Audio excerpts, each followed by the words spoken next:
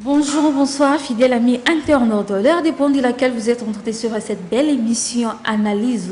Nous allons parler de l'actualité de l'arrestation du député Jean-Jacques Mamba et puis nous allons chiter du reprise du procès du monsieur Vital Kamerhe. Tout ça dans cette belle émission Analyse. Donc, à mon côté, je serai avec celui que vous aimez beaucoup. Lui, c'est qui? Lui, c'est Ndeko Flavien. C'est un homme, c'est un journaliste. Analyse, il y a membre, il y a partie MLP, il y a partie MLP. Surtout émission. Surtout ne zappez pas fidèles amis internautes. Je serai pas seul dans un journaliste et confrère d'Angaï, Patrick Ngambe. C'est avec lui que nous Tokoyeba, Kokundola, Tokoyeba, Lobama, comme il y a bien la carte, il y a émission Oyo fidèles amis internautes. La transition et puis on se retrouve tout juste après. C'est parti.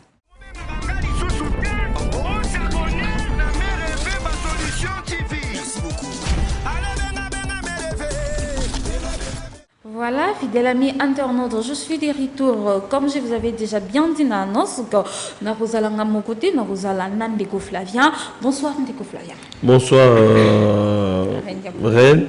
Bonsoir Patrick. Donc voilà, je suis là. Comment vous allez? Santé, tout ça va? Santé, ça va. Nangolo Zambé, Obi, Congo, Nabissa, Congo, pas si. Congolais, toujours vivant dans le confinement, dans la situation, toujours traversée la pandémie, autour de Covid-19. Donc, beaucoup de temps bien économie par terre, bana qui là c'est ceux qui ont une année blanche, mais pour la 6e babi on s'adapte examen d'état. Donc toujours mon amakamou c'est-à-dire freiner, tout marche en ralenti. Misala ils ont ça massou madame monter, même biso pas passer ça en journaliste c'est comme limité, même l'information sur l'autre là, donc bref c'est pour dire que non par rapport à moi, voilà. Je pense que makamou est belé, c'est échanger dans le cannabis. Mais en ce qui concerne la santé, je vais bien. Vraiment, nous allons trouver l'actualité. Oui. Actualité, c'est que trouver l'arrestation il y a député Jean-Jacques Mamba. Nous allons parler de ça. Pourquoi Ndeko Jean-Jacques Mamba? Naba information tout ça nango. Honorable Jean-Jacques Mamba le 12 avril. Nambo Kanabiso, président, premier vice-président de l'Assemblée nationale, mon amboka Jean-Marc Kabound. Mon amboka Jean-Marc Kabound, à l'écart d'une émission Moko na Top Congo, à Kenaki qui contredit président et Sénat. Donc mon amboka Alexis Tamboué Mwamba, pour expliquer que tenu à congrès, dengue Alexis Tamboué Mwamba, le qui est tenu à congrès, namboka Nabiso dépense au budget au Sengeli, ba organiser dans le congrès, on a 7 millions de dollars. Voilà. Alors, et qui mal à l'aise. Classe politique et qui mal à l'aise député il y a un honorable Jean-Jacques Mamba que j'ai salué en passant, c'est vraiment un ami à Kendaki à Komelaki d'après à Komelaki honorable Jean-Marc Kabound pour expliquer bango dépense à 7 millions et constat de mandengeni lettre de Bosso Jean-Marc Kabound à répondre attendez lettre mi balé Jean-Marc Kabound à répondre c'est comme ça à ce qui initiative il a comporté plainte contre mon avocat Jean-Marc Kabound mais en attendant il fallait comporter plainte comme tel donc à commis l'Assemblée nationale pour que Jean-Marc Kabound à Longwa comme premier vice-président de l'Assemblée nationale parce qu'il a respecté les députés et pourtant Atindaki que le ticket là courrier à Jean-Marc Kabound Betaki on a dit assistant alors il y a qui mal à l'aise à Mekaki qui recueilli la pétition 62 signatures je crois malheureusement dans la signature il y a des députés où il y a départ il y a Jean-Marc Kabound deux députés balobi se reconnaissent la signature on a été et qui a ça là qui faut usage de faux et qui les documents les a envoyés en gros moni les justice et l'andeli Jean-Marc Kabound kangié et sambisa qui est manqué et puis relâché tirer plutôt dans la résidence surveillée donc Toyoki dans la dernière information d'abisso azali logé dans l'hôtel Bellevue donc place azali en attendant gouvernement mettre la place au top Assemblée nationale place où va délocaliser pour que Aza toujours surveillé dans la résidence Aza toujours en résidence surveillée donc voilà mais information tout dans au Italie Jean-Jacques Mamba. Donc, si je comprends bien, c'est quoi, pourquoi il y avait faux signature pour la pétition, voilà. Il faut recueillir signature il y a député parce que ceux qui sont au député qui n'est pas député ceux qui sont au sénateur na cadre il y a Sénat qui ne peut pas sénateur mais à l'Assemblée nationale le Parlement l'Assemblée nationale il faut recueillir la signature il y a député pour que honorable alongwana et que Assemblée nationale bureau Assemblée nationale bavanda batala ndenge bakuluka remplacer Jean Kabont. Alors, la signature a atteindre quorum parce que déjà, comme on a 62 signatures. Alors, il y a qui démarche normale où tout député s'engage à Sala. Il y a un Sala qui est amené à niveau. Alors, pour la bande ko oyo balobi ki za ba signature na bangote juste ça musana ngo parce que bango babi ki baza ko reconnaître été député musu pas dans la province abiki aza ko reconnaître signature était bazali balé merci 60 déjà bazali na ba signature na bango wana ou ba contester ba signature na bangote déjà pour la Jean-Jacques Mamba ils a déjà malam parce que déjà 60 signatures mais maintenant document est commis faux usage de faux parce que ba musu balobi ki ba tiaki ba signature Nani Mabunda, je pense, à la commission pendant 48 heures. Est-ce que le document ou un solo, ils ont dit une irrégularité par rapport à la signature de la Kati, mais Batalaki va prouver un peu dans le pays de ce côté. Donc c'est pour dire que non, le dossier à Jean-Jacques Mamba, ils ont pas si comme on a vitesse oyo. Justice c'est ça, il faut pas qu'on Jean-Jacques Mamba. Tout le monde a un dès que nous avons autrefois dans l'émission, on a salé qui a tout le monde a honorable Martin Mkonkole. À l'époque, et ça qui dans la même situation, Azana immunité, Bakangi, Basambisi, Makala. Honorable Franck Diongo, où on a salué à passant, où il y a le président national, il y a parti politique, et si Kanga Nazali, tout le mouvement lomobiste progressiste MLP, donc en sigle, mon amboka Franck Diongo, Bakanga Kaipe Bongo, Moïbi qui n'a régime de Kokabila, mon amboka Franck Diongo, Bakanga qui est pe na lolenge moko, Azaki na immunité, ba ko lever immunité mbangu, mais déjà si Bakanga qui ba bêtier, ba torturer. Donc tout le monde a un comportement na Make Mukebai, assemblée provinciale, ba ko siéger na Sima, déjà Make Mukebai, ba si Bakanga qui l'état. Donc tout le monde a ba vitesse où on est dans ça de la justice na biso, tout le bien était na mboka na biso c'est tout respecter constitution na biso l'article 107 si je ne m'abuse pas député national na immunité et dans bako kangela mais bako kangela la procédure n'engezo ça les maonate donc voilà donc ce qui n'a s'abusé la constitution l'article 107 ma petit procédure ni bako kangela député national aux alliés na parlement alors to décrier façon oyo procureur général wana azaki mokano ya kokangisa mwana mboka Jean-Jacques Mamba aux alliés député national en fonction azali na immunité parlementaire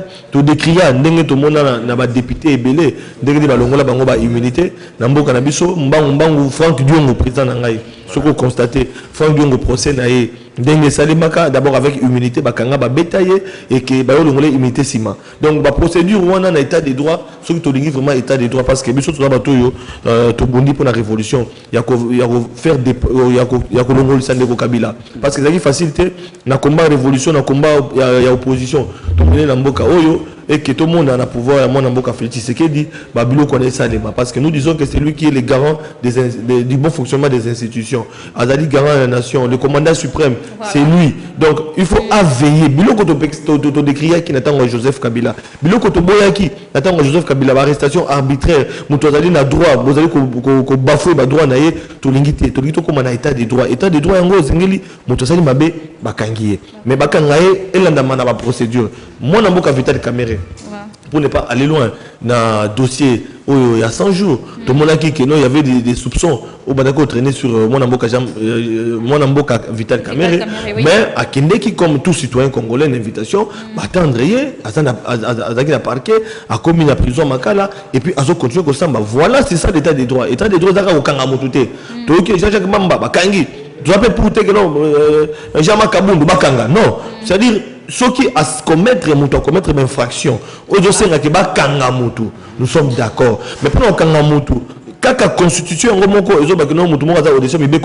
la constitution est pessi batu, n'ingizani la kokangela batu nyoso. Un député national va kokangela endeni. Ndeko Flavien journaliste va kokangela endeni. Nenga vidéo sur tozali abakanga biso ndenge donc c'est-à-dire tozali na bakota ba déontologie pe tozali pe na nzela mibeko ndenge sengi donc ngai na condamné personnellement arrestation ndenge salimi. Ya mwana mboka Jean-Jacques Mbemba. Arrestation oui c'est pas sauter arrestation que ça m'a bien. Non non, et c'est pas singate bakoutier ndenge nazoyoka. A coupé à ta perte de famille. Bah, juillet, ce n'est pas Mutoyo Aoki Manamboka Oyo, Bakangi, Mbangu, Bakenae, Balingi Sambisai. Ma réaction est celle mingi. Na saluer ma réaction ya ba collègue ne ba député l'Assemblée nationale Oyo ba telemelaki na lokaki ne ko les les passe nanga a réagi ça qui peut on condamner le modèle o ba memeli collègue na bango député national ba député musu soupé na monaki ba c'est pour la quitter. Donc c'est pour dire que ba ndeko na biso ba député ba fungola miso état des droits Oyo toujours bunda o biso to bundi ça pour na kubengana Kabila to bengani Kabila na zela ba élection parce que Atiaki a candidat à Chouaki. C'est pour dire que les opposition politique Oyo et bandaki ko décrier façon régime ndeko Kabila ko kangabatu façon régime ndeko Kabila ko réprimander ba opposant façon yo so wana to lingi yango te na régime ndeko Félix Tshisekedi et sengeto songa Félix Tshisekedi a reçu mandat naé et que lobby le peuple d'abord population va se retrouver na mandat naé. Alors façon bakangaki Jean-Jacques Mamba na c'est peut-être qu'il n'a ngoté na zali ko condamner yango na sengi na justice ce n'est pas encore tard dengue bâti la résidence surveillée. Tout ça, la droit et salima, dengue sengeli et salima. Ceux qui vont lever immunité, va lever un et les kandengue des caca. Et puis, Azara, comme tout citoyen, qui comparaître par rapport à faux usage des faux, au bazar qu'on reprocher comme flagrance. Oui, nous allons parler par rapport à ça, par rapport à usage des faux. Mais pourquoi ils ont accusé Kaka Bongo? Est-ce c'est vrai que à falsifier la signature, on a juste pour nuire? Non, moi, dossier comme il a niveau de justice, na lingi na commenter mingi pour ne pas nuire justice a mis son erreur topé na meka un peu kokende à l'encontre parce que na mibe comme kaso ki dossier la justice il faut que la justice am sanango okoki koloba olobi mingi na souci peut-être il y a ko déformer public au bazar na biso ezali malamu te tout que la justice am sanango mais Jean-Jacques Mamba député national de son état ceux qui même député à commettre infraction en flagrance bakokangaye. Mais façon au Kangaï et c'est que c'est lever immunité pour Assamba pour Akende. Donc dès que ça les mawana dès que va récupérer la monnaie va relâcher bâtir la résidence surveillée et zali malam.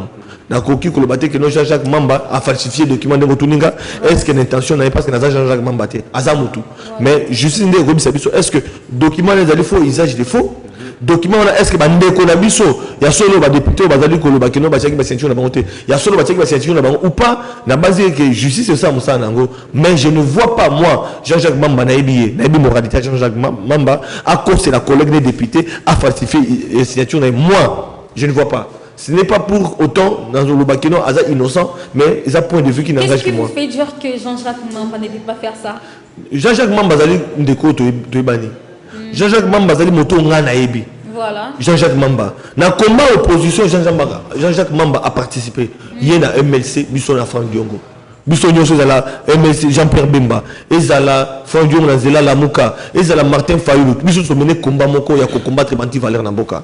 Tu mené même combat ensemble avec Bango. Donc nous ne voyons pas que Bisson Bato Bunda, on a vu que non. Jean-Jacques Mamba, Azali Moutou. Mais moi, je ne vois pas en lui personnellement intention, il y a il y a commettre infraction wana au faux usage de faux au babinga au flagrance c'est ce qu'il ba akangama non azali mutu il peut le faire na ko mela mbondoté mais na koye baye na bomoto na ye ndenge to vanda na combat politique to mener ensemble pour un changement en boka na biso je ne le vois pas lui en train de commettre cette erreur là je ne vois pas il peut être trompé par rapport à bateau parce qu'il faut accompagner na refaire s'initier bateau ba document encore que dans les dessous des cas Toyoki toujours avec nous azape na ba témoin o bango peut-être bazali ko poser la signature bazali ko mona donc au moins que justice faut ça musa nango donc bango ba député bazali ko boya mais déjà dans les coulisses parce que biso da bato système ali sur le cola liso tout ça peut koyoka déjà que non ezali pe na ba témoin Jean-Jacques Mamba koloba azape na ba témoin o ba député mi balé wana bazo wanga na ba poser signature alors to le justice ça musa nango Jacques Mamba koloba donc les députés ont porté plainte parce que les députés on a député moko je crois porté plainte pour la colobaïté à ça qu'on reconnaître le qu'on a dit donc justice et ça la moussa.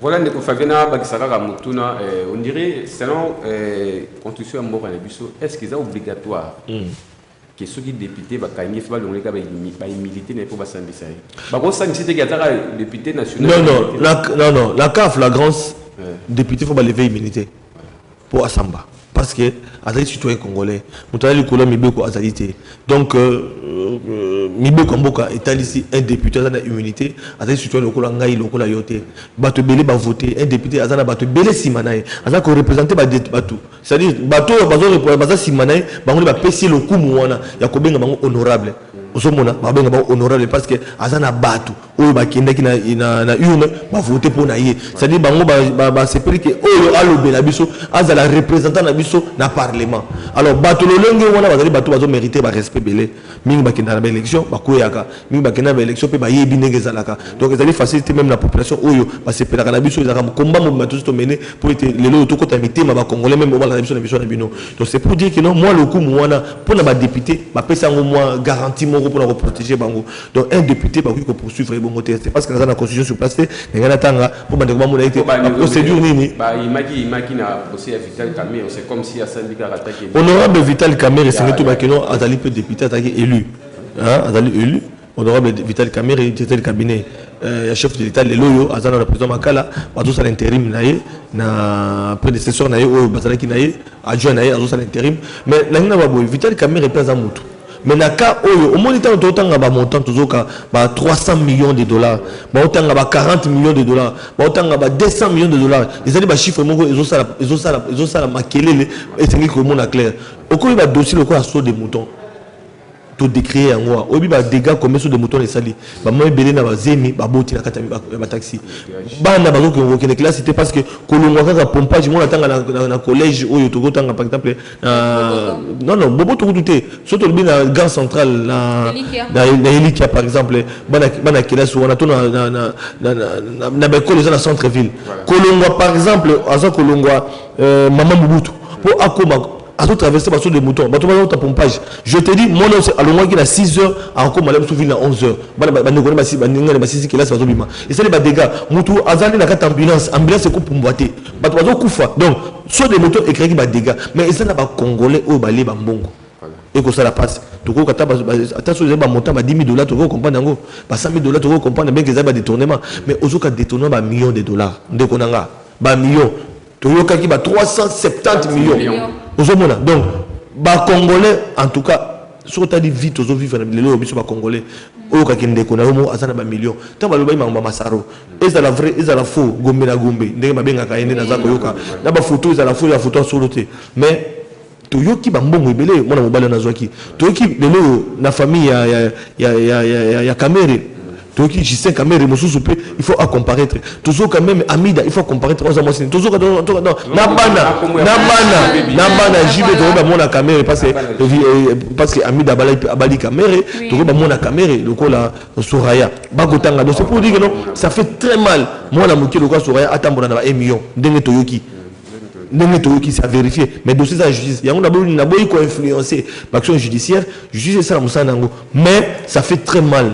Il faut montrer sur Asamba et puis la Koba même pour l'état du Covid-19 où tous vivre dans la biso oyebi ba personnel soignant so tel bande ko na biso au moment pourquoi tu as vu la Gombe awa ne tous aller awa parce que ça l'émission ba barrière ezali mais au moment bande ko na biso ba congolais ou ba tout ça la wana ba policier ba futa bango 10 000 francs par jour ndenge toyoki mais ba personnel oyo bazali wana santé ba to futa maté.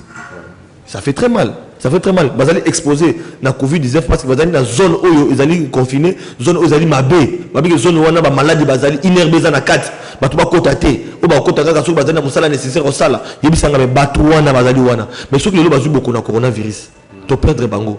Et ça la passe ming. Mais au moment où vous allez mater, oh, gouvernement Toki a donné 3 millions pour la bango. Sans compter BAD, en plus 400 millions. Yoga montant 400 millions mais au moins ça fait mal combat pour le régime contre le régime de Kabila au sali que population a commis zoba soda azana teni mais azana to valeur te ko benga ma étudiant commis soni o que non moi nanga obala fonctionnaire soni même maman ndenga zaona so mobile za fonctionnaire olingate donc c'est pour dire que non fonctionnaire comme tout le monde a pamba na mboka na biso to lingi que non na régime de Félix Tshisekedi o le peuple d'abord tout le monde a changement moi c'est qu'il va toujours sur compagnie banti valeur pembe na bakangama batuyo so ba mona bakota prison Kabila le baka qui porte à prison zali polele mais tout le monde a batu bakota la prison na action tout le monde a l'action et que non batu bazali ko détourner salami déjà il y a déjà des actions il y a un autre besoin encourager qu'on soit courageux aux allez collaborateurs vous allez deux leaders voilà dans l'élection on a ticket lié to accompagner ça dit Vital Kamerhe azali moto apporter un poids politique dans combat il y a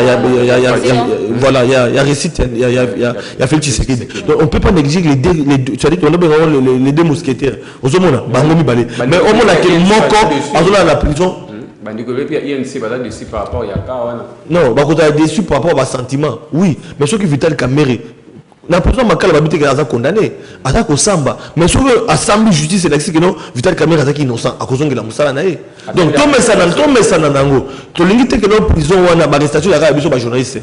Nga paquet matete c'est les mbanga matete toujours comme matete et c'est les mbanga ba binga ba dossier matete li passe les heures yeku da vous voulez la makala putain tiani allez vous voulez la makala aux make mukebay allez vous voulez c'est pour dire que notre tout mais ça na biloko et bangi ça biso te mais tout niveau baka qui était et sengeli droit état de droit et ça les maya solo pour te congolais yo journaliste aux appels à droit na yo et sengeli au kiti la caméra no politique wa bimi akangi abotolo caméra aucun na parti pour nous ça ba betio je suis les journalistes ba beta na IDPS ngai na yo sabon que no banti valeur les amala muté mais le to koma bato moko yo to koma bato moko force de progrès to solo la bien na kota kakunda ba koma penda to koma famille mais ils ali ba bilo comme tout va qui décrier to lingi et continuité na régime de conflit Tshisekedi alors pour aider Félix Tshisekedi et c'est que tellement banti valeur wana nyonso état de droit et ça les bapona mutunyoso na mboka na biso même pour na yemo konza mboka photo état de droit asali mabe yepe aza la comptable de défense justice donc mutu moko te aza au-dessus de la justice pour Congo na biso et que voilà toujours on qui na dossier ya Vital Kamere parce que ba ndeko belé jour bazela ka procès à Kamere ba yebaka ki ba osandi c'est autrement mais ndenge les clés ba ndeko be ba betaki libako parce que ba toza zela ki ba otuna na dossier à 15 millions kinda et puis 350 millions on dirait ba juge bah samedi c'est bien tout à l'heure qui a samedi na immunité na ya directeur ya cabinet chef de l'État mais va tourner ba maramone 15 millions de ces 15 millions ba solo à monter 350 millions tout ça quand on a début il y a action judiciaire il y a ouverture bah montant on a mato et tout comme tout à l'heure quand on a début il y a un procès donc premier procès les a été télévisé bah tout le monde qui deuxième procès d'aller renvoyer les 25 na base que bateau ba kolanda biso déjà avant les 25 pour que émission soit d'actualité dès lundi déjà va répondre procès naé au moins ministère public ndinga azana ba grief balobi ba maison préfabriquée ba 300 maisons dans la province mbongo nango bimaki biloko ngo mona été nani Vital Kamere balobi dossier à 100 jours nani Vital Kamere balobi mais tant on aille la justice ministère public a fixé point tout ça misala no pour la likambo etadio yango moni babanya likambo wana tant ba kolongo wana ba kobenga mais yeba pe batanga ki Vital Kamere atanga pe bato atanga ki bato wana pe ba kosamba donc ba okela malé mais moi je crains que procès Oyo et bomisa bato belé na FCC na cash voilà plus particulièrement na UDPS puis l'entourage du chef de l'État parce que dossier Oyo était le cabinet à chef de l'État donc ils ont dit que présidence de la République ba collaborateur il y a Félix Tshisekedi ne ba cité parmi bato yo ba za na dossier à 100 jours même la maison préfabriquée et que ça la passe donc na lingité et puis là comme on a okende c'est comme si alliance Oyo il y a UNC il y a Vital Kamere na UDPS il y a Félix Tshisekedi na mona bombazo kabwana bako kabwana nazo mona bako kabwana parce que ceux qui pressionne que Vital Kamere na bani kotanga bakombo yango na oki bandi ko yense ba bakino il faut la téléviser secret ni bomba na téléviser wana pourquoi ça qu'on insister à la téléviser et que bakotanga bakombo babandi ka na page ya liboso maintenant to na page ya sukate donc ça fait peur que et ça mène ba collaborateur il y a UDPS voilà donc on sait que ça ba collaborateur Vital Kamere on a ba collaborateur pa UDPS bango pe bazala tremper na kati ya bloc on ça la passe donc tout ce que justice ça musala ngo na ndenge to koba to koteba to koyiba kaka voilà par rapport il y a comment par rapport il y a procès à Vital Kamere aux pesa combien de chances aux monango ekoleka comment est-ce que à Dinda tout obima nazo mona biloko mibale puis bandi comme ça ba tsaka na question reine lobi bandi comme ça ba lobi que du moins fait ya ba lungu da directeur ya cabinet chef de l'État ba remplacer mutu mususu mais ba mona que ça la matisi ko batie intérim batie intérim mais kolongele batie Eberante kolongele a ça l'intérim naé mais procès naé nalobaki yango tout à l'heure madame nazobanga parce que déjà dans les coulisses biso to bato système ali so dikola liso voilà to ka ba kombo musu na kati to yoka ba kombo musu na kati voilà oh na koki ko tiango à la place publique parce que je disais faut ça musana ba kombo to yoka iko décevoir bato belé ba kombo to yoki soki ezali ya solo iko décevoir bato belé en commençant par les chefs de l'État. Déjà, comme on a collaborateur nos directs, directeur de cabinet na yo ou asimi administration non na maboko ba cité il a été choqué et ça n'est pas mais là c'est plus là quand le Congo na campagne na Top Congo Félix Tshisekedi azoloba ozala ndeko nanga ozala allié nanga ozala famille politique nanga famille nangai état de droit et ko salima na mboka on a ko permettre tengai président de la République de mon temps biloko wana et continuer banti valeur ndenge to décrire en tant que Kabila ba vidéo ezali oyo azotelemela état de droit ozana ndeko na ye bref famille na ye ozana nani allié politique otamboli mabe okuta na justice preuve ngo avec Vital Kamerhe mais ce que commis na ba famille et commis et kozala ndenge nini donc singama temeli quoi et kozala mobudu po tomoni na procès Vital Kamerhe moi si aza cité ko samba maman Amida mwana oui soit a que ko samba cousin a que ko samba neveu a que ko samba et bon monsieur que je tourner mususu batum suspect batum so ko samba état de droit autoluki toibité donc makambe bomba ni wana ils a minene na kokota te parce que biso to na lisu likola lisu to mona ka makambe belé mais to lubaka mamio sauter nyoso to ibaka to lubaka pe la TV donc c'est pour dire que ngai on a ko mona liboso ce qui est dit pour ça scénario te est pour ça solo bato belé ba ko choc. Voilà, merci beaucoup Ndeko Flavien. Je crois Génois toujours qu'il y a des petites dans la émission. Ndeko Flavien attaque journaliste politique. Ndeko na yope journaliste politique comme Israël Mutombo ou Michel Bosso na politique. Lelo ba ko ndongana na patron ya chaîne ici qui travaille. Tant que na la chaîne ko singa demande espace. Vous avez un contrat, vous avez un contrat, vous avez un contrat par mois au foot, vous avez un contrat, un tous 2 ans, un tous 3 ans, qui est contrat Katanaka, entre M. Chabani Record et Israël Mutombo. Tout, ils ont un Mutombo, une injection, qui n'est pas patron de Congo, qui est une émission de gaz sous. Qu'est-ce que tu peux dire? Merci beaucoup. Question tout le monde a flatté. Nabandi Média.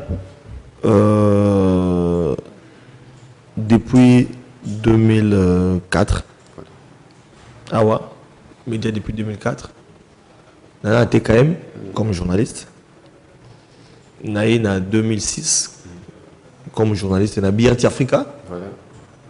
BRT Africa Fongwami, na commis na Betap, na bandi ko gravé chef du personnel, na commis directeur administratif et financier DAF. Il y a télévision BRT Africa, tous allés na 2008, 2009, tous autres et j'ai géré enfin la télévision BRT Africa. Je sais comment gérer une télévision. Je sais comment on signe des contrats. Parce que j'ai eu des contrats à faire signer dans ma journaliste quand je gérais la télévision. Dans Longwe, la salle média nanga. Magazine agence Tokondola. Oyo, ngape la kiko ça la contrat na ba chaîne la télévision. Pour ton information, na bandi magazine Tokondola. Dans 2000 si je m'abuse pas, en 2011, en 2012-13, 12-13 je crois, non, 2012-13, la bandi magazine Tokondola, partenariat d'Anglais de la chaîne de Belé. Pour tenir une question de contrat, ils allaient pour comprendre une fois pour toute question. Parce que dans un contrat, dans la télévision qu'ils ont mis là, j'ai passé là-bas. Dans un contrat, dans BRT Africa. Tant on a sali yanga mo agence na comme na sali contrat na BRT Africa. Nazalaka na contrat na Canal Kin télévision. Nazala contrat tilelo na Canal Kin télévision ngo, nazala contrat na CCTV. Nazala contrat na RLTV à Lumbala. Tilelo nazala RLTV à Lumbala. Lelo yo nazali coordonnateur ya Kin Actu télévision. Donc c'est pour dire que je maîtrise ce que c'est on appelle des contrats. Nazalaka na contrat na Chabani Record. Na Congo Web. Je diffusais le journal Info Tokondola. Pendant 2 ans chez Chabani. Chabani Record, c'est un vieux. C'est un vieux. Un vieux mot à monter, malgré qu'il y a des jeunes. Et quand vous avez des difficultés, vous les liés, papa, après ça sera toujours occasion d'abattre. J'ai signé contrat avec Congo Web. Mais mon qui que Congo Web ils allaient c'était pas par rapport à contrat na biso lié na bango, c'était par rapport il y a fréquence na bango ils allaient qui à un moment donné Congo Web comment flou. Bah fréquence c'est comment que vraiment en tout cas malamouté image malamouté avec brouiller Congo Web. À ce moment-là, j'ai perdu 3, 4, 5 mois. J'ai résilié le contrat. Bonne et du fond. Il n'y avait pas de problème. Chabani Record vient dans Azali. Ayebi. Gilbert Bilad vient dans Bazali. Ayebi. J'avais pas eu de problème avec Congo Web. Contrat, il y a un magazine. On signe ça. Na gestionnaire, il y a chaîne à télévision. Contrat que le Bangaï n'a qu'au foot. Mingue intéressé à Bisso. Mode de diffusion à l'émission. Na ko le caractère tel timing na ngeza di boina boy ka décharge na lo bela boina boy et ko le fréquence de diffusion ce qui na jour boy et na ko futa ka autant mensuel soit nous sommes au foot anticipatif parce que ngana bi na Congo ba na ko foot anticipatif donc avant au foot déjà à l'époque moi j'ai payé je mettais les noms donc rien de quoi le bien foot $400 et $300 en d'autres contrat $300 mais moi j'ai payé $400 à Congo Web le mois et j'avais 30 minutes seulement par jour par rapport au journal Nanga. Alors, Boyokani, bon, il est arrivé au foot qui, on a un retard au foot, mais comme il y a un contrat qui voulait, on a diffusé. Tant qu'on joue au foot, il n'y a pas eu de problème jusqu'à ce niveau-là. Mais dans le dossier, il y a un contrat dans la chaîne, le côté qu'on a yango wana. Montant dans le foot anticipativement, tout dans le foot après, mais si on a des difficultés, tout ça, on a un problème, tout a inquiété. Mais il y a un ndeko. Dans le de presse, c'est parce que ndeko n'a Israël Mutombo. Alors, toujours kende. Tu bandes les missions parce que nous avons boulé que non, il faut que nous battons basala bosolo, balekana bosolo, les habitants. Bah journaliste, parce que les émissions de connaissance collègues de journalistes. Alors, na bosolo contrat na Chabani na bien côté. Mais na ndaki, abi ba okana qui $300 et qui ba batile na $4000. Bon, ayamba qui invité que Bonaboye a comme bakangi les portes. Ça c'est bakangi les plateaux, il se prennent à point de presse. Maintenant, qui peut répondre, c'est Gilbert Bilad. Où il y a le but qui nous invité. Ayaki, d'abord présentateur émission, à la connivence, bien armé, à l'occupant levé, invité, tout ça là, et comme des sons de cloche, vraiment croisés, toujours comprendre de sauter. Alors, comme dossier, il s'agit de mon frère, à moi, Israël Mutombo, Israël Malaki sauter dans la chaîne de la télévision, à Africa TV. Ayaki dessus. En Africa TV, tant l'émission de Bandi Komata, à Kaboni la patronne à Africa Télévision, à comme pas Chabani, na kokotate na bi Chabani la venanga, Israël za masananga. Donc na kota na dossier na bangote, mais comme ça longwe. Na présenter le conseil d'Israël Mutombo. Bosso na politique d'émission déjà où ici Mati et c'est qui. Allez mbaté, à l'occasion la télévision Moussousou, à continuer. Non, je crois que mais à commencer là non, biso to message nango. Ngai na message na bloc on a na chaîne de télévision belé na rompre ba contrat et pas ba musu ba respecter ba contrat na ngate na longo na moni chaîne les autres peut-être madame na longo na moni donc tout ça là aux gens libres donc ba chaîne de télévision est belé surtout la TNT ba chaîne est belé donc c'est pour dire que non mais na mona qui azana idée sur la télévision na za ko encourager on est ko quitter en fait na za ko encourager à ça la télévision na ils allaient malin pourquoi pas muto na vision na ça makamna. Voilà, je crois, comme nous sommes connectés sur la question. Comme déjà, nous sommes clamés. Nous avons une question à propos de Israël. Il y a d'autres journalistes qui ont réclamé que Israël a mis il ne fallait pas ça la pointe de presse. Il ne fallait pas le Bela Chabani Record bon par rapport parce que Chabani Record a maquillé. Ta porte, alors c'était pas la manière de faire les choses. Je bon, tout un état de droit. Par rapport que voilà. Tout un état de droit, tout le monde faut mettre un état de droit. Tout Congolais qui se sent lésé, à Ebindeni, à Roki, qu'on réclame ma droit naïe. Voilà. Ceux qui attendent les campagnes qui par voie un point de presse pour public non so baïba yé. Ce pas un gars ça la émission yé. Ce pas un gars qui a le belango pété yé. Ce pas un gars utilisé comme Twitter yé. C'est dit moto vraiment je peux pas reprocher à Israël Mutombo il a obtenu point de presse. Au moment-là, je ne peux pas interdire à Gilbert Bilad de répondre à Israël Mutombo. Mutombo a la liberté naïe. Conseil na Rosenga na bangomi balé Chabani qui vient naïe. Ceux qui le pays yango bâti, c'est parce que Congo peut soutenir à solo la kana vient naïe. Ceux qui peut akobongi ça soutenir mais à ça la chemin naïe mais bas en a conflit parce que bangomi balé baza bandeko. Na Rosenga bangomi na kimia Chabani record a dit que non, Israël pas petit naïe.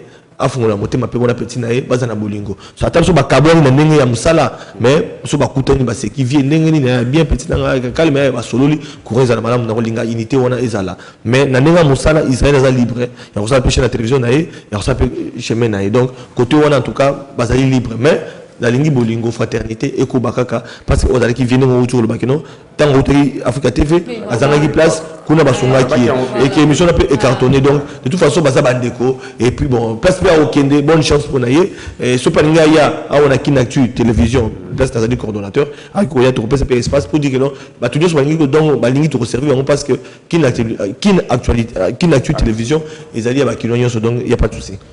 Voilà, merci beaucoup Ndeko Flavien, plaisir Zaki Akoyambayo, message Yasuka. Naba Congolais tout bazota la oreille de balabani pour tout Camerounais. Message Yasuka naba Congolais, au Balinga Ndeko Flavien, azali journaliste indépendant. Les loyaux combat politique combat médiatique tozali kobundisa banti valeur na ba émission na biso to kundo les ali émission na bango lelo na bango le peuple d'abord na bango émission le peuple d'abord o ba mesani kusuko kolanda bango na Kinactu télévision to kundo la ezali magazine na tiki yango na télé 50 et ko le télé 50 to kundo na ba mesana kolanda na télé 50 bande ko ba mesana kolanda na canal Kin télévision bas à la brancher d'abord na télé 50 dans les cas chaque jour à partir de 22h30 ceux qui na tourné na et puis on a ko remercier Jean-Marie Kassamba, on a Kouloutou Nanga, vieux président provincial, il y a mis sur journaliste à Kinshasa, on a remercié, on a remercié DG Voto, au canal Kin Télévision, à taper Baïné na biso, la presse, et tout, on peut passer opportunité dans les cas chaque lundi, mercredi, vendredi, à 21h, on peut s'appeler merci, na Roger Lumbala, Oyo, Ayebi, Ezala Ndeko Basile, Ezala Ndeko Eliezer, Ezala Ndeko Flavien, tous les qui n'ont pas RLTV, il y a mon avocat Roger Lumbala, on a les lois continue toujours que les campagnes Roger Lumbala chaque jeudi, vendredi, samedi à partir de 22h30, on a des donc nous sommes ensemble et puis nous continuons le combat et puis voilà pourquoi nous sommes là. Merci beaucoup. Parce qu'on dit que journaliste politique tout bas soit j'étais le seul candidat Lamuka na Kitambo magasin. Na Kitambo, la commune à Kitambo, na partie à Franck Diongo et je n'avais pas d'adversaire. Il faut que Bayango, Batu Bazali, Bayebi, na Kitambo, Balela. Mon collaborateur qui ne pouvait retirer candidature. Parce que Franck Diongo a la prison à Makala. Tout le monde qui a pouvoir en découper Franck Diongo. On a pris l'option 150 candidats députés à MLP à Franck Diongo. Il y a retiré candidature. Plus de 150 000 $. Ils ont versé pour l'élection. Seul candidat Lamuka. La stratégie est qui ngai nazali na Kitambo ndeko nani Maki Mukibai azali na lingua la provinciale national za Lukunga ndeko Eliezer azali na Lukunga Daniel Safo azali na matete to kabonaki ozomona to kabonaki biso so o to zali na kata kumba wana ba journaliste et na compte la muka zaki eloko moko eza la Félix Tshisekedi azali na kati eza Martin Fayulu azali na kati eza Moïse Katumbi azali na kati biso nyonso azali na kati ya liboki wana et nazaki candidat na bango nyonso na Kitambo na retiraki pour na mona mboka Franck Diongo et qui lelo attend bonne vie abimi to sepeli to zoko combat na kanisi que récite ta vie ezali kana élection te ba o ba linga ba voter ndeko fave ba lelaka bazaka na soutien parce que bazaka na Kitambo na ko décevoir bangote na mona Kitambo na zape na ambition politique ils ont continué kaka toujours soutien pour combattre anti valeur et non pas koluka kwanga so pour la kwanga ngana maintenir candidature na ngai et puis na à la contre ya parti politique na l'équipe député ningo banini so basalaki et puis na comme bonisa parti politique je n'ai pas voulu ce chemin là je suis resté loyal par rapport ya idéologie à partir na ngai Lumumbiste ya Franck Diongo et puis na zo continuer combat na ngai toujours dans cela wana et surtout la trace ya Kondo Tchenti Tshisekedi wa Mulumba batumi babiki na longwa ki munyere à un moment donné na boy ko ta munyere tango na mona ki na bato FCC ba ko ta munyere na ba na ta sauter mais depuis ouais parce que biso to bondi na lati munyere pendant 2 ans na lobaka était ka munyere rouge tango Kondo Tshisekedi akufi na zaki na voyage kokoma na Kinshasa na bi na kolata su munyere mususte à part oya rouge na ta kapona sa makila ya Kondo Tchenti Tshisekedi na vanda na yango pendant matanga pila matanga chaque émission bato batalo na ngaka na munyere wa rouge to kundi na baka na kolongoka moko kundai mais na zonga ki bosani nous na koma ki déçu comment on a été na bande ko bazana idéologie ya Kondo Tshisekedi te na FCC comme banani na cash bakomi ko idéologie ta munyere mais na yo ko zongela ngo tango Félix Tshisekedi abandi ko kanga la régime de Félix Tshisekedi état de droit bandi ko zonga comment la directeur de cabinet Mokonzamboka azo samba loka tout citoyen ozomona bao bazalaka ba mindele ba expatrié na mboka na biso bazo gérer ba entreprise publique ba osakana kana ngo ko ba détournement to mona ba régime de Kande ko Kabila Félix Tshisekedi amandi ko longola ngo pembeni tana lobi voilà c'est que soutenir yé na zongi c'est moniere pour na sans sa soutien la trace ya Kondo Tchenti Tshisekedi yango do na zongi moniere. Merci beaucoup donc je crois c'est la fin merci Nebatutu au Botagi biso à travers le monde dans les pays Bambo TV voilà. Rien à couper, on a tiki nanga yoko déjà dans cette émission. Voilà, fidèles amis internautes, c'est par ici que nous mettons un petit point. Andé toujours chité fidèles amis internautes. Et c'est là qui est. C'est là qu'on encourage Bino, la site Nabino, là qu'on encourage Bino. Vous allez pas journaliste, vous avez une tendance, ils sont musiciens, vous allez honneur et un chroniqueur politique. Et dans le sein Nabino, vous continuez pendant. C'est vrai que beaucoup de les politiques parce que c'est la prison, ça va rappeler. C'est la prison, ça va rappeler. D'habitude qui Rennes pour ça l'émission il y a facilité. Rendez-vous manqué belé. À Kubanga, pour ça l'émission est politique. Donc voilà, donc voilà exercice est facile. La base qui est dans la consulter l'émission d'Abino pour des questions politiques, dans accompagner Bino donc pour des appelés et puis d'encourager les qui ne peuvent pas avoir politique parce que soit pour l'année politique t'es beau au Koufa. Donc t'as besoin de musicien, besoin de artiste, besoin de radio sobo quand ça peut biso la politique dans l'émission d'Abino. Encore moi il faut que samba mais ami dans samba il faut que samba ça. Pardon, non. Merci beaucoup. Vraiment. Voilà, fidèles amis internautes, car on a ambiance sondé, tous clôturer émission Oyakitoko, Oyezalaki, présentée par Rémi Yakoubou et puis Patrick Ngambe, invité Nabiso Oyezalaki, Neko Flavien. C'est un journaliste politique et puis analyste. Il y a membre, il y a MLP. Mouvement le bombiste progressiste. Voilà, membre à MLP. C'est par ici que nous mettons un petit point. On se retrouve next time pour une belle émission, toujours. Et puis là, je remercie aussi Daniel Yakoubou, Deborah Yakoubou et pourquoi pas Fallon Rishi Bintou et Biberon de Londres. Bye bye.